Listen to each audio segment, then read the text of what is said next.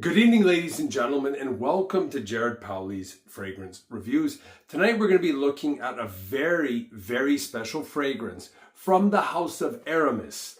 This is a vintage bottle, vintage formulation called Tuscany per Uomo. This is from 1984, and this is an EDT eau de toilette concentration.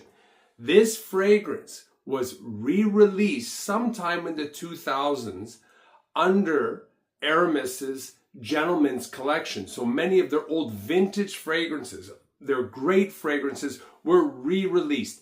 Many of these fragrances, the reformulation was similar to the original, but I have not smelt all the original, just slightly toned down. So I have a bottle of the vintage Tuscany per Uomo and the new reformulation, and there are differences. But tonight, I am going to concentrate on the vintage bottle. I would like to make a further note. In 1996, Aramis also released a Tuscany Forte per Uomo, which is also an excellent fragrance. It's darker, deeper, and more brooding, has a more earthy appeal. That one is astronomical in price if you can find it. I believe it was discontinued in the late 90s. At that point. So if you can find one, consider yourself very, very lucky. So for me, again, this is an amazing scent.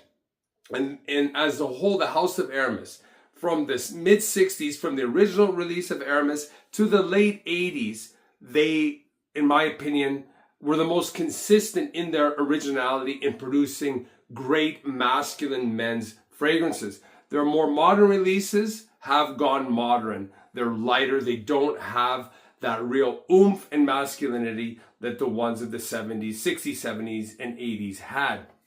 But their compositions of the vintage bottles are spectacular. If you ever can find a vintage bottle of any Aramis fragrance for a decent price, if you like masculine fragrances, they're worth picking up. And I would say any of the fragrances in the Gentleman Collections line are also extremely well done. They're excellent. So I'm going to take this out of the box and give it a spray in the back of my wrist. Here's the vintage bottle. The newer bottles have kind of a red sticker emblem on the front. Give it a spray. So initially, you definitely get an older school mix of a strong lemon and lime. And in this citrus mix, I get a lot of lime. More so than the lemon. And it's slightly herbal, but it's very fresh and aromatic. It's a gorgeous opening.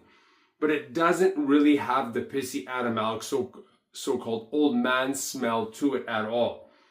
So in a sense, it's a citrus fragrance that is a little bit smoother. As it dries down, the lemon-lime mixture does become smoother. It loses some of its edge. It becomes a little bit sweeter. And there's a growing leather vibe lingering in the background. But again, it's still very clean. It's got a nice seamless transition from the initial to the first dry down. The later dry down, the fragrance starts to become somewhat warmer. It's even like has a drier smell to it, almost like a woody bark manner, like a piece of bark that you would smell, dead bark, lying on some type of weathered path in the woods. It also is still herbal in the citrus, but it has an antiseptic vibe to it. Not so much clean, but more antiseptic. So through all three phases of the fragrance, the note that is always there is the citrus herbal mix, just in different combinations with other notes. As advertised, the top notes are lemon, lavender, bergamot, and lime. The mid notes are anise, caraway, tarragon, and orange blossom. And the base is leather, oak moss, basil, patchouli, sandalwood, cinnamon, and tonka bean. Performance on this, the vintage bottle, is very good. About 5 to 6 hours, solid performance. First 2 to 3 hours, there's a great push. There's gorgeous scent wasp.